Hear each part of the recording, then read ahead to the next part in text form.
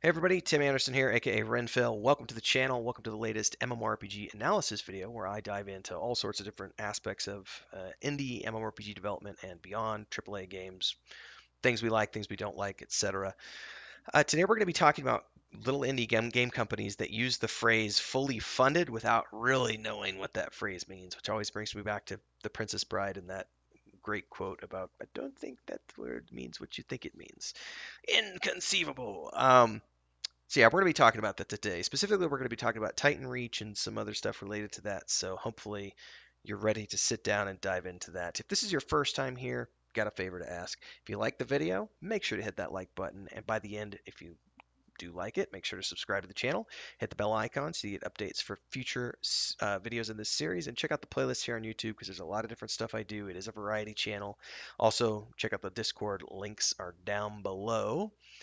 Now, as we dive into today's subject, we're going to be looking at two different content creators who have kind of covered TitanReach, one of which is Kira TV, who has a lot of insider information, but also my friend Simmerg, who um, I play D&D with him on Sunday nights, and I'm also part of his show on his Twitch channel, Looking for More Show, which happens every Thursday at 5 p.m. Central with him and Nathan Napalm. We've actually talked about TitanReach on that show a couple of times, specifically because back in September of 2021, the individual behind Square Root Studios and TitanReach Unraveled had made this announcement that they were closing down the studio because they were out of money. They had taken crowdfunding as far as it could go, and that was it. Belly up. And then within a few days, suddenly this magical investor appeared out of nowhere and apparently was willing to give them money for no strings attached.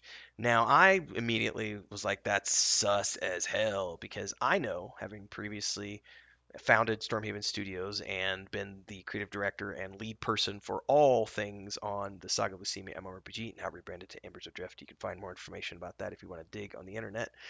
Um, Having been at the forefront of all of the crowdfunding as well as the raising money from investors, putting my name on contracts, meeting with people, pitching, so on and so forth.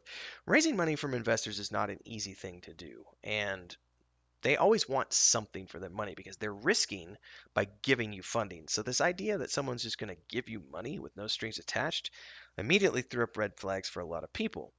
Um, Cura TV had previously been talking to Unraveled, and I was apparently able to meet the investor and prove that this was a real individual who wanted to remain anonymous. And yes, he was indeed giving Unraveled and Square Root Studios unlimited funding, basically, to create their game. Now, through the course of Kira's video, we find out that apparently that amount was $150,000 a month. And Kira TV does out the investor publicly in this video. There's reasons why you need to go watch the video if you want to understand more of what went down. But basically, what happened was since September of last year, this individual Unraveled was getting $150,000 a month of investment funding and used a chunk of that money and bet on cryptocurrency. And he won. Went out, bought a Tesla with that money, did it again because he got cocky, and he lost $150,000 in the crypto scheme. Went to the investor, told the investor that, hey, man, this happened. I lost $150,000. And the investor said, you know what? You're done.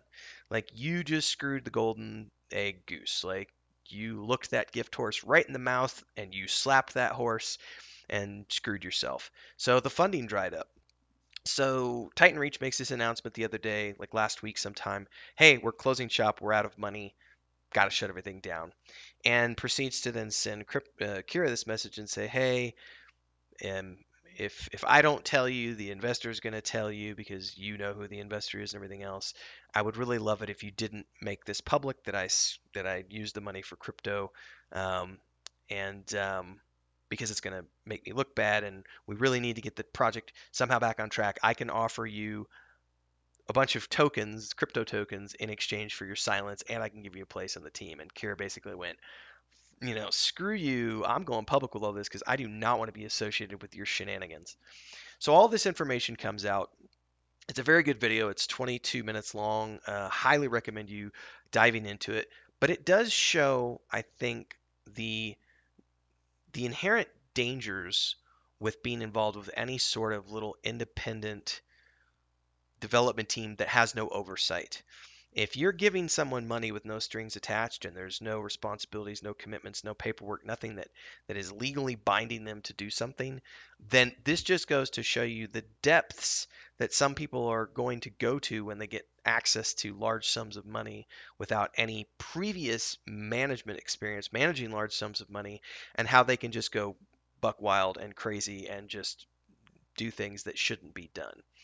Now, going over to that's that video. Now, if we go over to Simmerg's video, he also has a great video talking less about the behind the scenes info, which only Kira TV has had access to because of his personal relationship, having gone into and previously been friends with Unraveled and then having firsthand connections with that investor. Simmerg's video talks more about this whole aspect of little indie teams who are betraying the trust of the community, screwing people over for money, mismanaging funds, not staying true to their vision.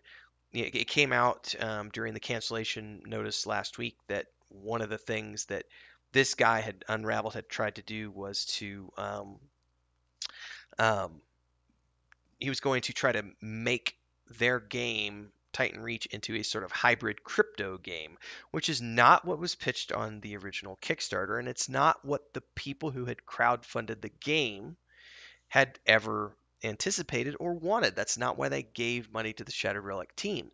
So this is a very good case study here. And it's going to tie into other projects who I can't name specifically for legal reasons, but there are other projects out there that have done what many would consider to be a bait and switch, where they were developing one thing and they took money from investors and pre-orders or crowdfunding or whatever. They took that money to develop this one thing, and then they turn around and change the product midway through and or deliver a product that is dramatically different and not the same thing as what was originally offered to the people who gave money to the project. Now this gets into fraud, this gets into mismanagement of money, this gets into consumer protection laws. There's a whole bunch of issues at play here, which is one of the risks of crowdfunding in this stage of where we're at, and also crypto, because there isn't a lot of oversight compared to, say, the traditional stock market, where you have, the SEC and et cetera, kind of as watchdogs over all this stuff to make sure that rules and regulations are being followed and that the law is being upheld. Now, Nathan Napalm, I think, even talked about this on the Looking for More show in regards to one of the projects, which I can't mention by name. I mean, he said it's kind of like if you go into a restaurant and you order a hamburger and fries, and then the waiter brings you a bowl of chicken soup and says, well, there's meat in the soup, therefore it's a meat-based product, and your hamburger was a meat-based product. Therefore, you're getting, here's food. It's food. Everything's categorized as food, right? So you ordered food, and I'm bringing you food, and it has meat in it. Therefore, it's what you ordered. And it's like, no, I ordered a hamburger and fries. I didn't order chicken soup, right? So there's that aspect going on, and Simmerg's video covers this quite well in terms of what's going on in sort of multiple. There's actually a lot of independent projects that are doing this where they get, they pitch something on Kickstarter. Chronicles of Illyria is another good example. I can actually name that one. They pitched something in Kickstarter, it never came to light. Now they're trying to do this Kingdoms of Illyria thing, which is not the same product. He's trying to claim it's the same product. Caspian is trying to push it out the door to fend off um, a legal suit because of people claiming that, hey, you're not delivering what you claimed you were going to deliver. You raised all these billions of dollars. So this is a theme that we're seeing crop up with these independent companies, independent teams who are saying, we're fully funded, we got the money, we're going to do this thing, and then they change the thing and or close up shop, and they've taken all the money and they've bought Teslas and they've bought houses and they've funded their own lifestyle for 4, 5, 6, 7 years without actually ever delivering a product, and it's fraudulent. It is fraudulent at the end of the day. Now, whether or not people can make those fraud charges stick is something else entirely. That's a legal issue, which I'm not a legal expert, so I can't talk about that. But something else that's also very interesting, and Simmerg talks about this, and I'm not going to actually go to their websites, but I've got them up at the top here. You'll see them. There's one called Shattered Relics and another one called Valor Bound, and apparently as all of this was unfolding, Simmerg talks about this some because they shut down the TitanReach servers the Discord server. And so these additional servers sprung up around the community, and people going, hey, what are we going to do? We want our money back, all this other stuff. We feel screwed. And in the course of all this conversation, you have these other two MMORPG developers who are developing products that were similar to TitanReach coming into these Discord servers and saying, hey, it sucks that you all got screwed out of your money, but guess what? We're developing products that are just like the one that you were a part of. And we're happy to give you a new home if you want to come over to our communities, and we'll give you a special free backer kit, and we'll get you into our community and our game and everything else. That way you don't feel lost. You can have a new home in our community.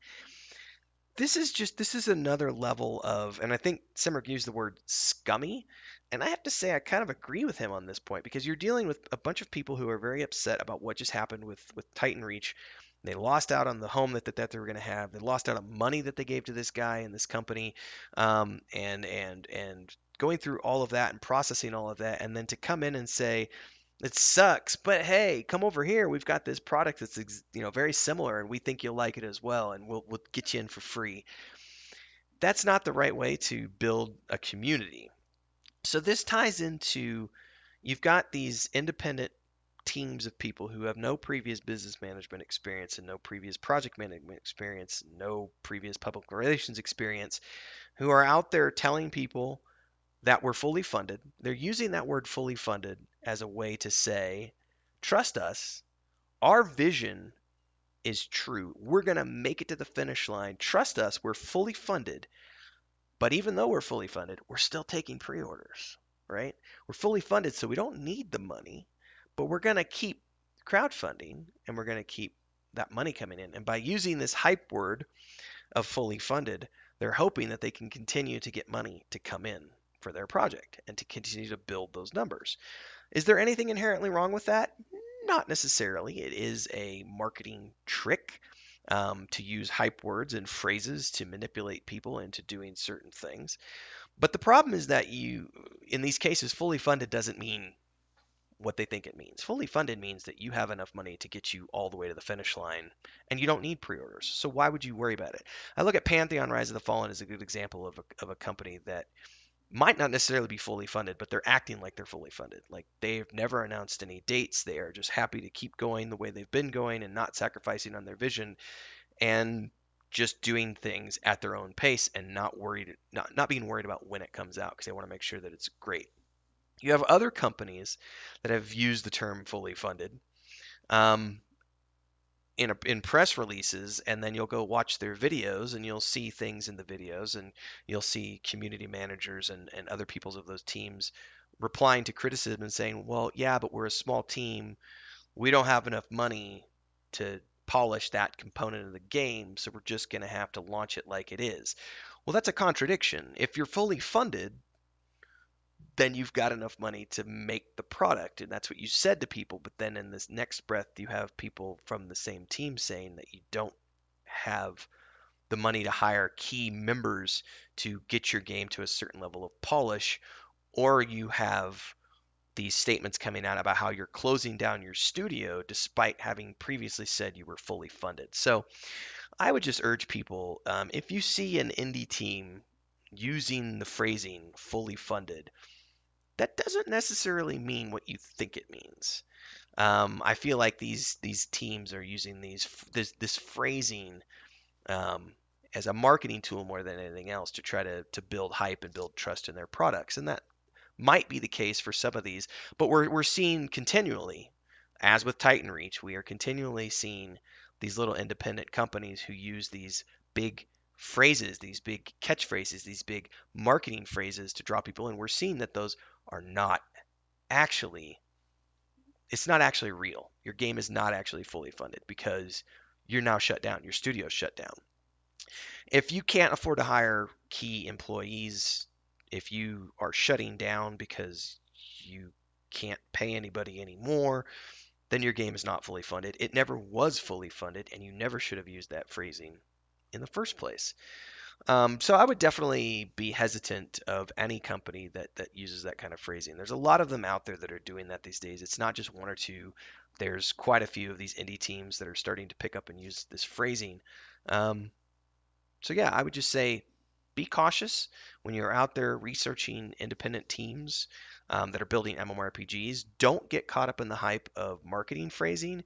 Definitely vote with your wallet, but do your due diligence and look into. I think Ashes of Creation is a good example of a company that's doing right. It's funded by its own creative director. Obviously, they do have pre-orders, very high price to get in. I will not pre-order it because I'm not into PvP, but I think they're a good example of a game that's doing good things.